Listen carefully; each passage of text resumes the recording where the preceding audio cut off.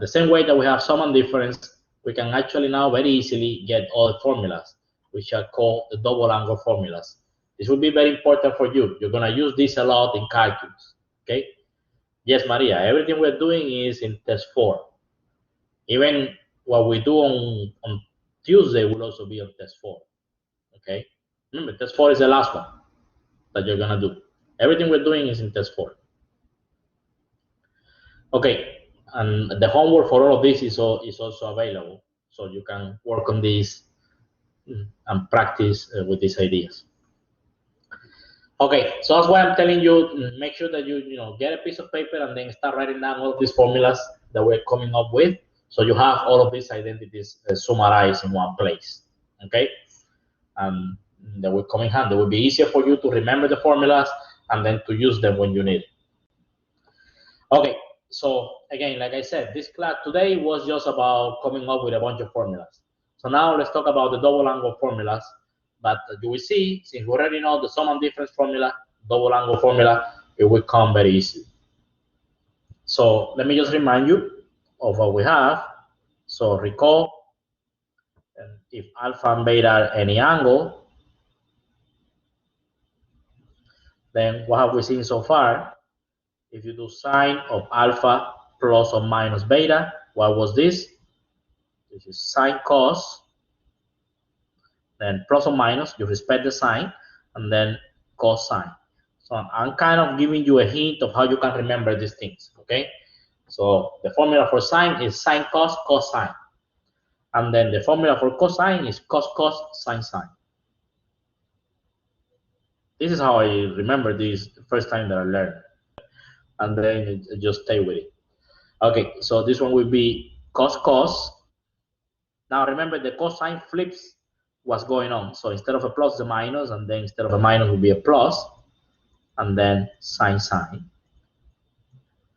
And then from here, using this, we actually would like to now ask the following. How about double angle formulas? So the question that we want to answer is, what about sine of 2 theta? What would this be equal to? How about cosine of 2 theta? What would this be equal to?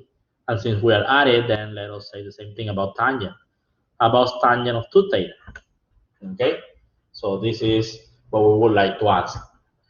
Now, keep in mind that notice that I haven't said anything about cosecant, secant, and cotangent. And that's because, well, these guys are just, cosecant is 1 over sine, secant is 1 over cosine, and cotangent is 1 over tangent. So everything that we're doing for these functions, you can just flip them, and then you're going to get it for the other 3, okay? So there is no need to use time for those. All right, so the point is that now everything follows very easily. If you want to know what sine of 2 theta is, all you have to do is use what you already know. So the point is to realize that 2 theta can be written as theta plus theta, right? And now we use the formula for the sum. So what do we know about theta plus theta? This is going to be equal to sine of theta cosine of theta plus cosine of theta times sine of theta. That's using the red formula above. And then that means, notice that the 2 terms are equal, so we can actually combine them. So we get that sine of 2 theta equals 2 times sine of theta times cosine of theta. And this is the double angle formula for sine. So this is the double angle identity. You're going to use these formulas a lot in calculus 2. Okay? Not too much in calculus 1, but in calculus 2, they will pop up a lot. So double angle identity when you're calculating integrals for the sine function. Questions on how we obtain this formula? It's just writing 2 theta as theta plus theta and using the formula above for sine. You okay with this?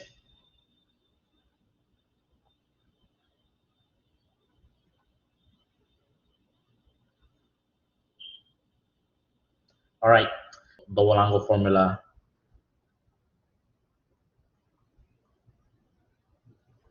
Double angle identity of cosine. So cosine of 2 theta What is this equal to? We can write this as cosine of theta plus theta.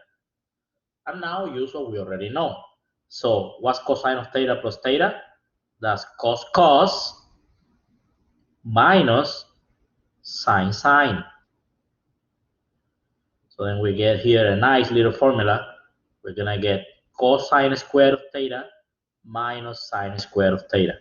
This is going to be used a lot in calculus 2. Okay? We're going to use this one a lot. In fact, it will be used in another version. This formula, which is the double angle formula for cosine, it has two more, there are two more ways of writing this.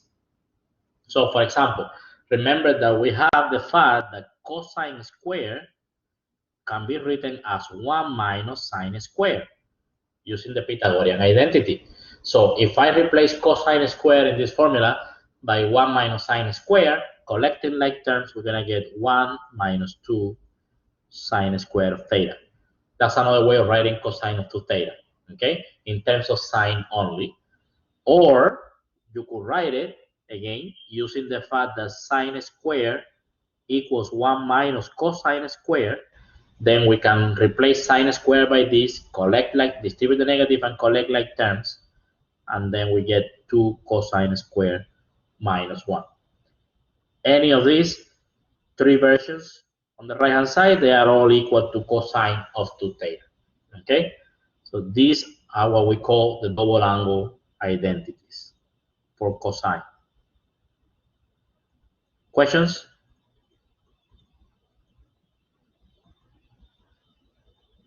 They are all equal to each other. Questions of this? All right. So again, this is going to be used a lot in Calc 2, so you may want to keep these identities very close to you.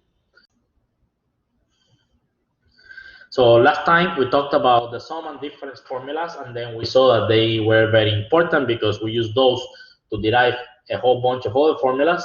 And the last thing that we discussed was the double angle formulas. I would like to continue on that note, just to finish with tangent, because number 3, we want to discuss what tangent of 2 theta equals to. And to calculate this, we just do theta plus theta. So the same thing that we're doing for sine and cosine. Now here, I'd like you to recall the addition formula for tangent. So what's tangent of alpha plus beta? Remember, this was tangent of alpha plus tangent of beta over 1 minus tangent of alpha times tangent of beta, right? So that's exactly the formula that we're going to use now. So tangent of 2 theta. So we want to write tangent of 2 theta in terms of tangent of theta. So this will be tangent of theta plus tangent of theta divided by 1 minus tangent of theta times tangent of theta, because it's the same angle. So we get the formula that tangent of 2 theta equals 2 times tangent of theta over 1 minus tangent squared. So this right here is the double angle formula for tangent. Question?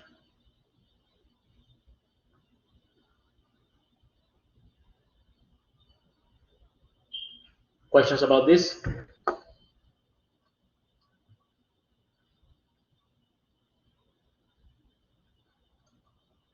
All right. So again, the main purpose at this point is for you to be aware of all of these formulas, okay? To know that they are out there, and then you know where to go when you need them, okay? All right. So let's see. Let's do a little example in this discussion about double angles. So let's say that you want to find, for example, find the sine of 2 theta and cosine of 2 theta if we know the following. Let's say that you know the tangent of theta, which is -3/4, and let's say that you know the cosecant of theta is positive. So with this information, let's find the sine of 2 theta and the cosine of 2 theta. All right, so solution. How do we do something like this? Well, let's focus on sine of 2 theta first. Sine of 2 theta equals 2 sine times cosine. That's one of the identities that we saw last time. And so to calculate this, we should be able, we should first find sine, find cosine, and then, just multiply, and then we're good to go. All right? So all we really need is to figure out sine and to figure out cosine. As we do that, then we are ready. So what information do we have? We have that tangent is negative 3 over 4 and cosecant is positive. So with this, we should be able to tell exactly in what quadrant the angle is. So can anybody tell me what quadrant is theta? Remember, it's always very important to know the quadrant that you're working with. What quadrant is theta with this information? Cosecant is positive and tangent is negative. In what quadrant does this happen? Quadrant 2. Very good. So that means that theta is in quadrant 2. So remember that the technique to do this type of problems is to use a triangle. But because theta is in quadrant 2, then a triangle is not, it's not really feasible because theta is more than 90 degrees. It's not acute. So instead, we work with the reference angle. So let's say that alpha is the reference angle of theta. Okay. Then in this case, what will be tangent of alpha? You can tell me what's tangent of alpha in this case? If it is a reference angle?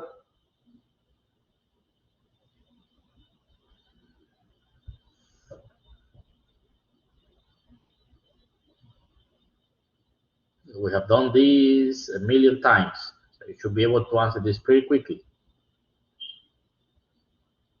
If alpha is the reference angle of theta, what's tangent of alpha?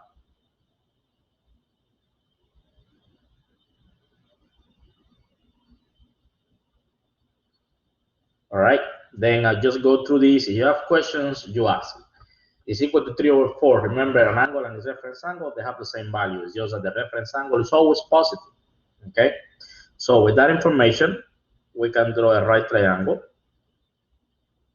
with alpha here because it's acute. Tangent is opposite over adjacent, so it's 3 over 4.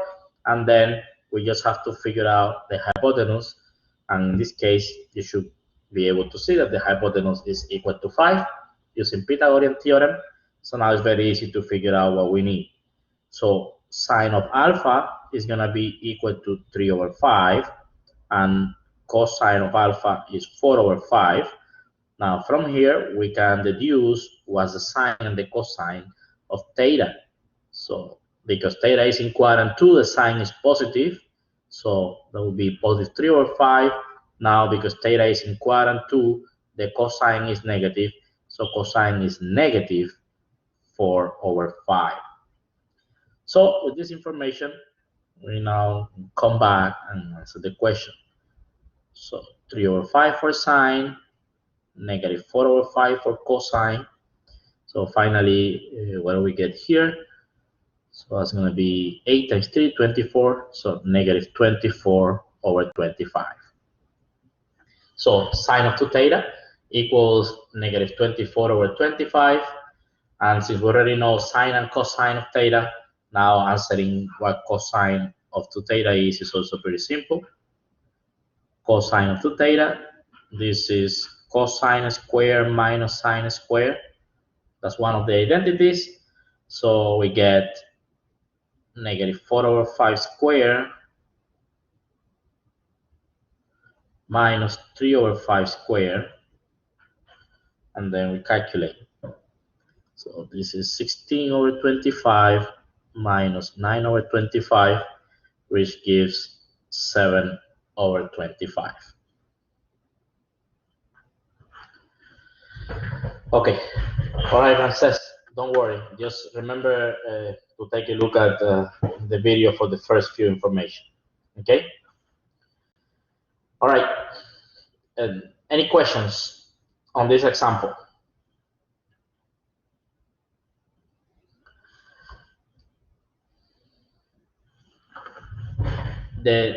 I will be posting a review later. You can talk to me about the exam after class, Ramses. Okay, so that was that example. Now remember, what I told you is that we're gonna be coming up with some more formulas. So now that we know the double angle formulas, we can actually use this idea to discuss another set of formulas which are known as the half angle formula. You know, it should be straightforward what we want. So before, we wanted to know what's the sine of 2 times an angle, the cosine of 2 times an angle. Now we would like to know what's the sine of an angle divided by 2, okay, in terms of sine of the angle, of course. So let me put here the question. The question that we want to answer is, if alpha is any angle, given alpha any angle, then we would like to say something about sine of alpha over 2, and we would like to say something about cosine of alpha over 2. And then, of course, once we say something about sine and cosine, then we can immediately say something about tangent. And remember, I'm not saying anything about cosecant, secant, and cotangent because you just flip the formulas that we obtained for these three guys. And here, the goal is to, of course, to get an answer here in terms of the corresponding angle. So the goal is to have our answers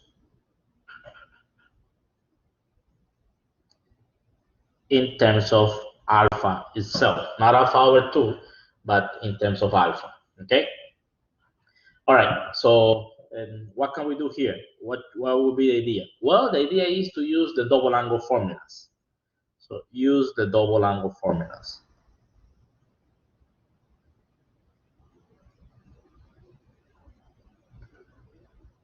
to come up with these new formulas, and let's see how we're gonna use this. So of course there have to be something, slightly clever. It's not too clever. It's just the observation that alpha is the same thing as saying 2 times alpha over 2.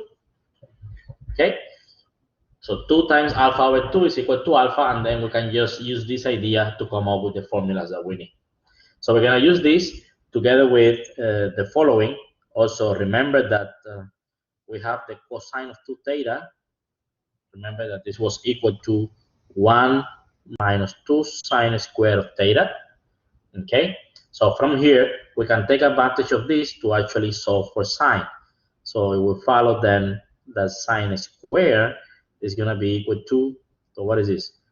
1 minus cosine of 2 theta over 2. Okay, so just taking advantage of this, then we can actually say something about sine, because if we let theta be alpha over 2 in this little equation that we have above, then what do we obtain in this case? So then we're going to have that sine squared of alpha over 2 is going to be equal to 1 minus cosine of 2 times alpha over 2. That's just cosine of alpha, right? Divided by 2. And therefore, sine of alpha over 2 equals plus or minus the square root of 1 minus cosine of alpha over 2. And this is the half angle formula for sine. Of course, it comes with a plus or minus attached to it. So that means that which one do you pick? Well, you're going to pick the sine depending on alpha, right? Depending on the quadrant that alpha over 2 lands into, then you will know whether the sign is positive or negative. So you choose either the plus or the minus. So this right here is the half angle formula for sine. Question?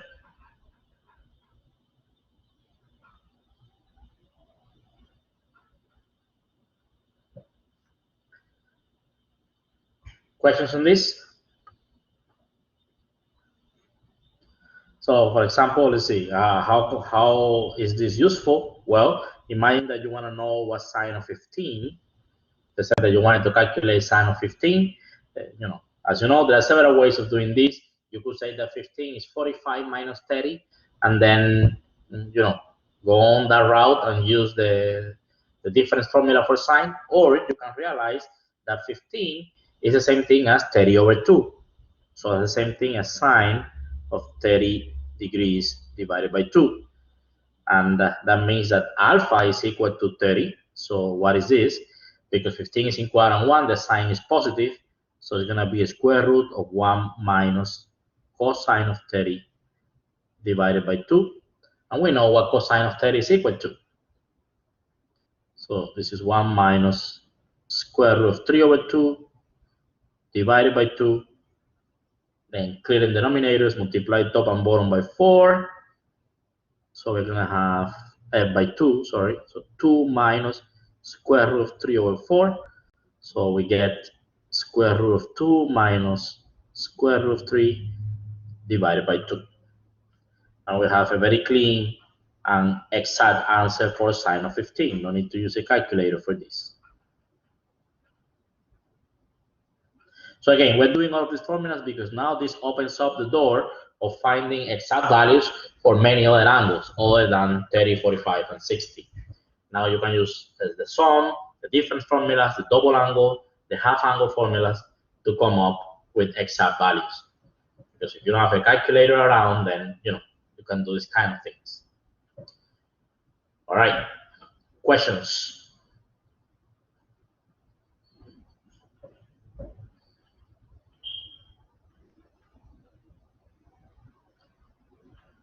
Questions on how we use this formula? Why did the 4 change into the 2? Okay, look, in that line, you see, we have a very big square root. So everything was inside the square root. In the second line, there is only a square root on top. So what do you think that happens? What's square root of 4?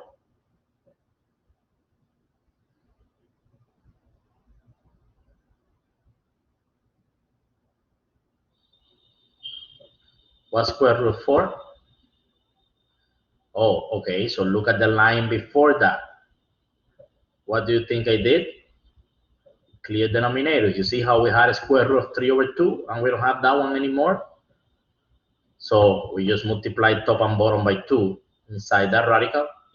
For that fraction, we just clear denominator. So multiply top and bottom by 2, and that's how you get the 4 in the denominator.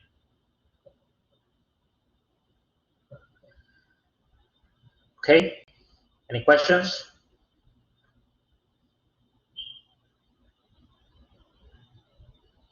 All right, so that's how we obtain the half angle formula for sine. Let's do something similar for cosine. How are we going to obtain the half angle formula for cosine? We take advantage of the same identity of cosine of 2 theta. It's just that instead of using 1 minus 2 sine squared, we will use the other version, which is 2 cosine squared minus 1. So similarly,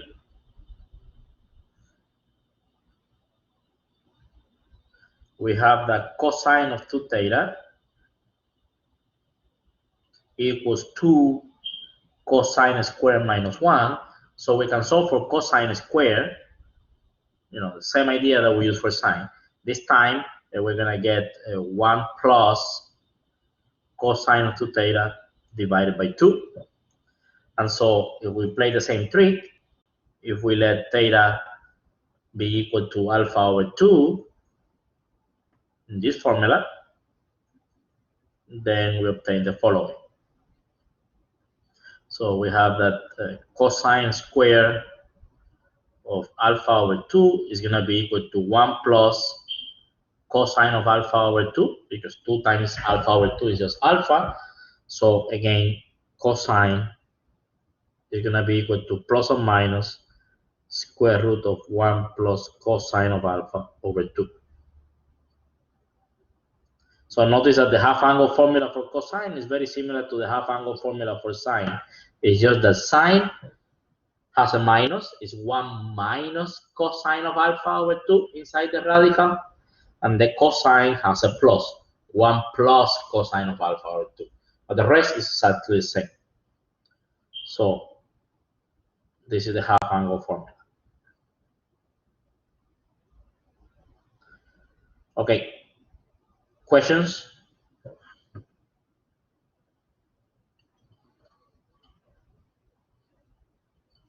So one of the main reasons that I'm showing you all of this is, first of all, because I want you to be aware that these formulas are out there, so when you need them, you know what to look for, and also, it's good for you to see where these things are coming from. So this is not something that we're making up and that's coming out of nowhere.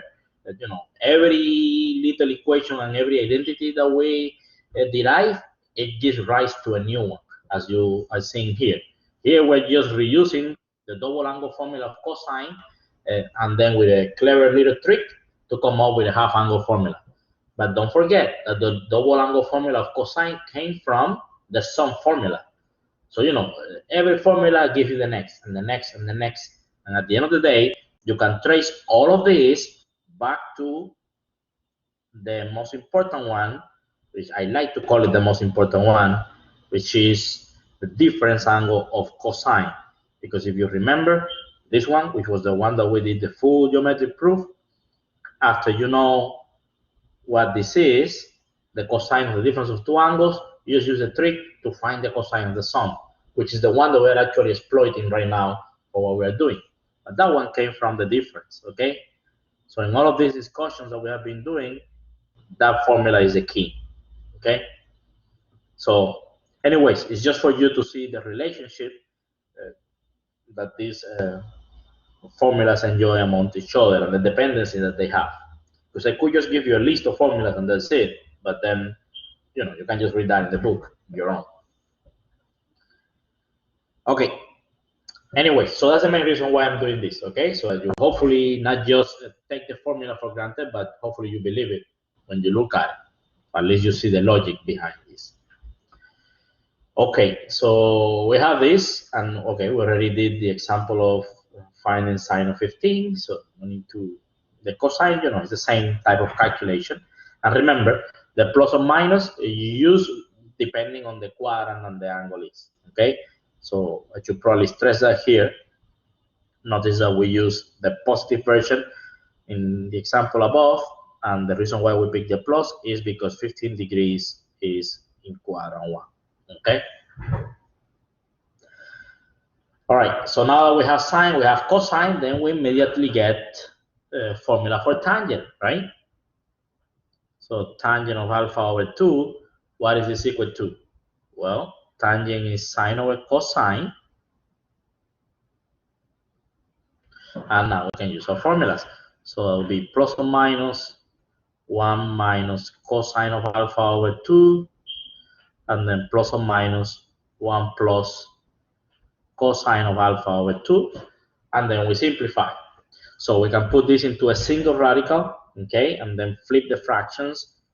So plus or minus divided by plus or minus is again plus or minus. It all depends in what quadrant the angle is anyways. And then under the same radical, then we divide the two fractions. So we need to flip the second one. So we see that the 2's cancel out, and then we obtain the tangent of alpha over 2 equals plus or minus the square root of 1 minus cosine over 1 plus cosine. Questions on how we obtain this formula?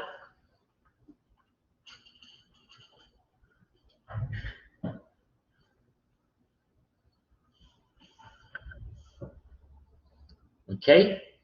Now, this formula and the other for the sine and cosine, it's not easy to avoid the plus or minus and that radical over there. But when it comes to tangent of alpha over 2, there's nothing wrong with this formula. This formula is perfectly fine. It's just that there is another one that's very nice in the sense that it does not use plus or minus and it's not going to use square roots, okay? But we need to work a little bit harder to obtain that one. Notice, I'm saying this because notice that we haven't worked hard at all. For tangent, all we did was, it's sine with cosine, and then we came up with this using the previous formulas. But if we want to get something nicer, there's a price that we need to pay, that we need to work a little bit harder. Now, the formula we're about to come up with, which is an alternative half-angle formula for tangent, you will need that one for calculus 2. In calculus 2, you're going to be studying some techniques of integration, Once you learn calculus, you will know what this is. And there are some special type of integrals that to calculate those, you will need to make a certain substitution. And for that, you need to use this formula that you're about to see right now. These ones that we're getting with the plus or minus is not good. Why? Because in particular, the plus or minus says, oh, you need to know first what the angle is before you use the formula. If you don't know what the angle is, or at least in what quadrant it is, then you won't be able to pick the plus or the minus, so you need to work with both, okay? So let us come up with something nicer that will allow us to get rid of the radical and more importantly, get rid of the plus or minus, okay? But of course, we need to work a little bit harder, and harder means we're gonna do some geometry. Remember, trigonometry is geometry. All right, so nothing wrong with the formula above, but there is a nicer one. So let's go after that. So alternative half angle formula for tangent.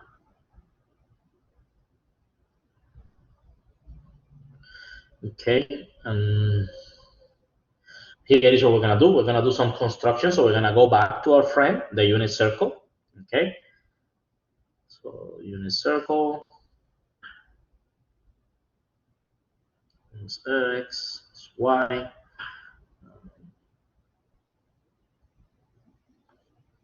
Do something a little bit big so we can draw nicely. All right, so this is 1, 1, negative 1, positive 1. Now I'm going to put the angle alpha. Let's put it somewhere in here. Let's say this is alpha. And then we're going to make the following construction, okay? So I'm going to look at this angle over here. And then let me ask you a question. Can anybody tell me what is this angle equal to? This blue angle that I have here in the picture. So just did a straight line here. Does anybody remember from high school, from your high school geometry, what is this blue angle?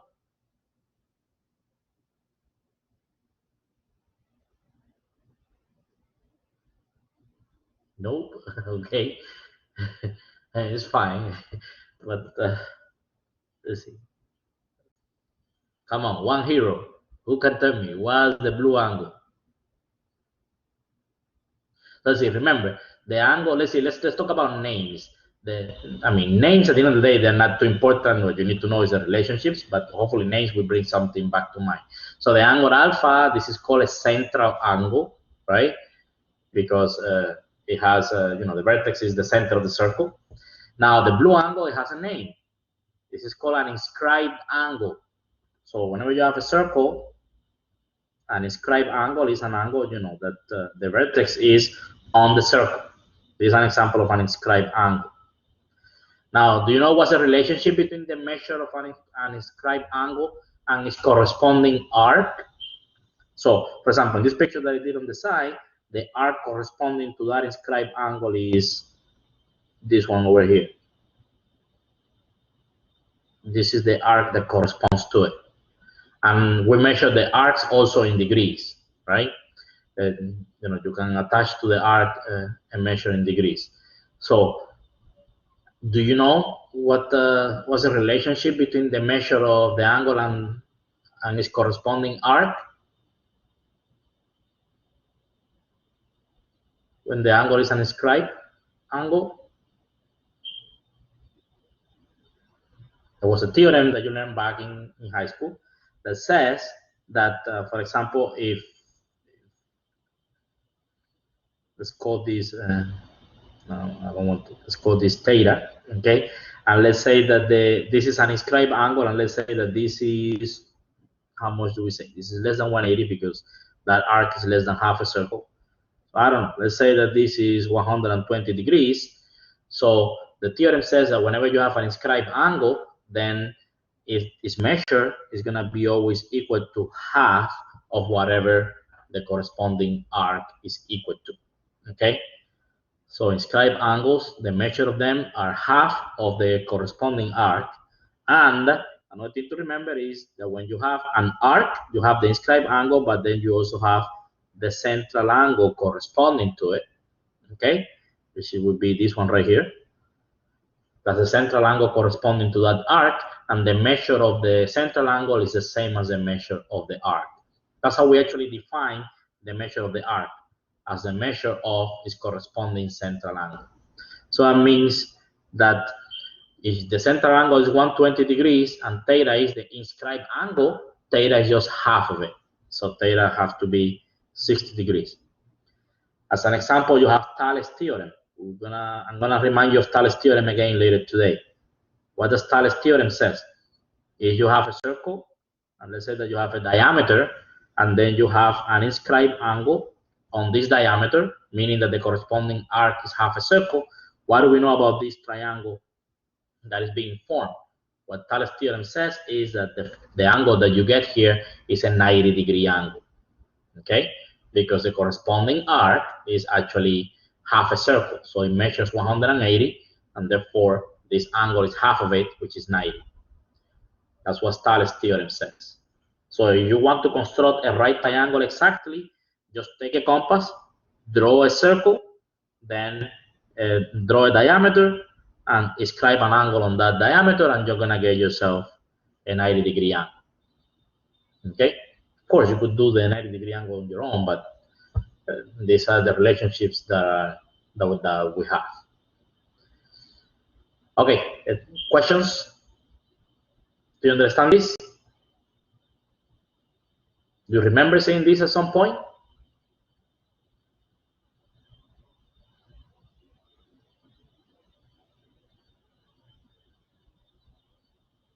You don't. Well, then here is a small, I guess, piece of knowledge about Euclidean geometry.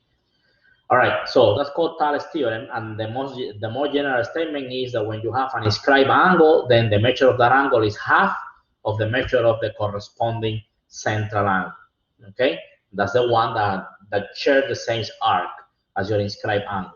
Inscribed angle means its vertex is on the circle, and then central angle means its vertex is on the center of the circle. Okay, so it's Thales theorem.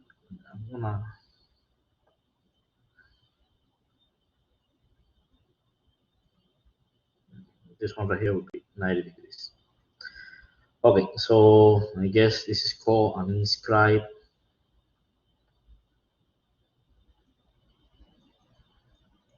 angle, and its measure equals 1/2 the measure of central angle.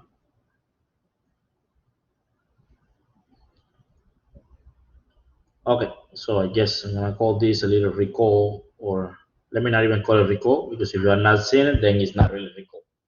All right, so the point is, back to our exercise, is that in this picture, if now notice that alpha is a central angle. So now with this knowledge, can you tell me what is the blue angle? What will be the measure of the blue angle?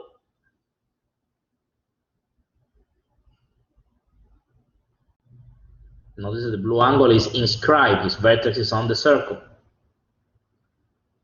So according to our discussion right now, what should be the measure of the blue angle?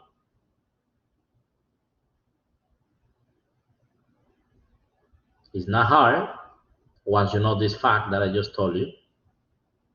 No, well, you cannot tell me degrees, because, I mean, you cannot tell me a number because we don't know what alpha is. I mean, you cannot tell me numbers. So remember, this is a general picture, but we just said the relationship. Remember, everything here has to do depending on alpha. So if alpha is the corresponding central angle, then what is the blue angle? That's what we just discussed. It's alpha over 2, right? Isn't that what we just discussed now? That when you have an inscribed angle, its measure is half of its corresponding central angle. Okay, so in this picture, if you have an angle alpha, then when you do this, the angle that you get, the corresponding inscribed angle is alpha over 2. Now the rest, you should see what you should Get an idea of what it is. We draw a perpendicular here. So we're gonna get ourselves a right triangle. And remember, our target is really alpha over 2, right? Because that's what we want to figure out the tangent of alpha over 2. All right, so let's give another touch to this picture. This point here, let's call it P. Can anybody tell me what are the coordinates of this point? What are the coordinates of P?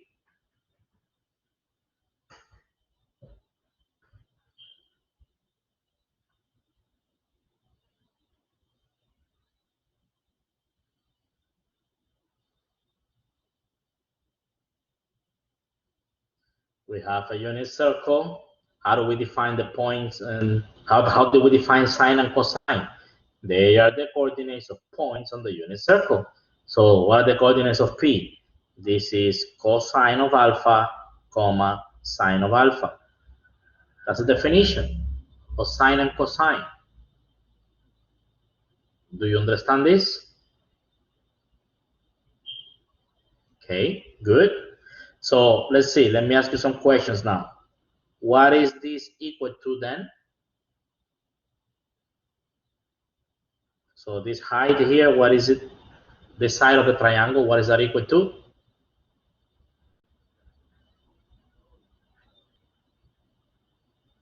It's equal to sine of alpha. Very good. Now this piece here, what is this equal to? This piece along the x-axis.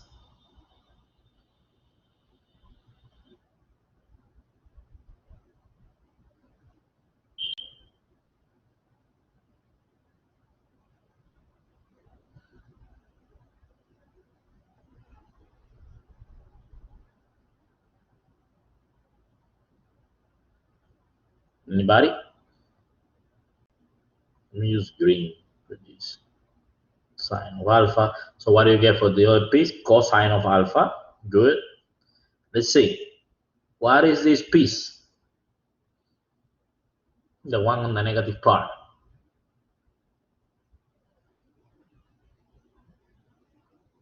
Look at the picture again.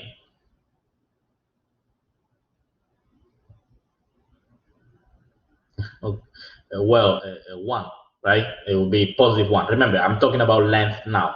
So when I say what is this piece, I mean the length of those pieces. Okay, so that piece right there is equal to 1. Okay, perfect. So now we have everything we need. So from here now, we can write down what's tangent. So what can we say about tangent of alpha over 2? So look at the big triangle. So according to the big triangle, remember, tangent is opposite over adjacent. So what's the opposite side? The opposite side is sine of alpha. And what's the adjacent side? That's 1 plus cosine. So this is more beautiful and nicer formula than the one that we had above with the square root and the plus and minus. Now we have something very simple. Okay? Tangent of alpha over 2 equals sine over 1 plus cosine. Questions on this formula?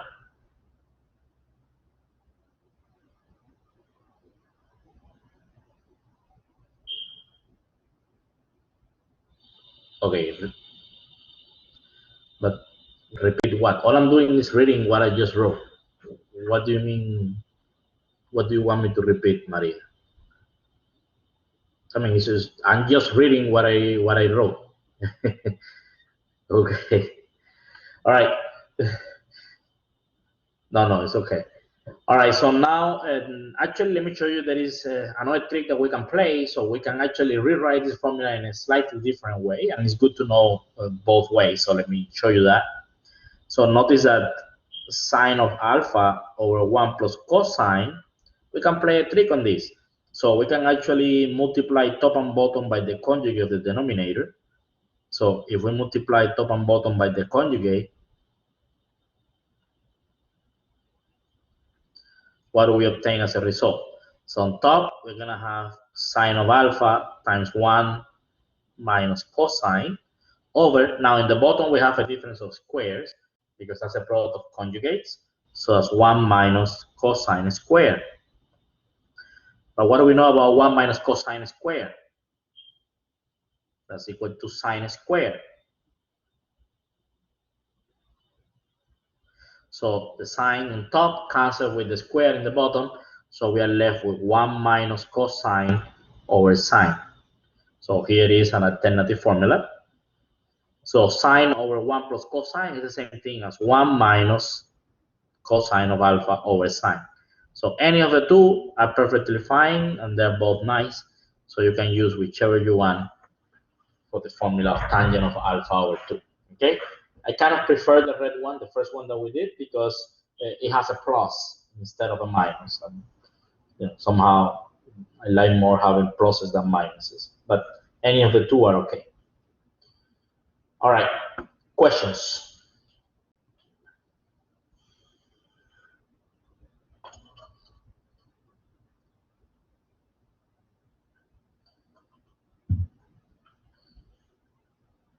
Okay, so now you have a very nice formula. Once again, you're gonna use this in calculus too. Okay, hopefully. I'm saying hopefully because this formula is used to deal with the type of integrals that I consider, you know, a little bit challenging. And sometimes in some courses, some professors, they decide not to even teach those type of integrals. But if you, you know, if you get to see those, then you will need to use this identity.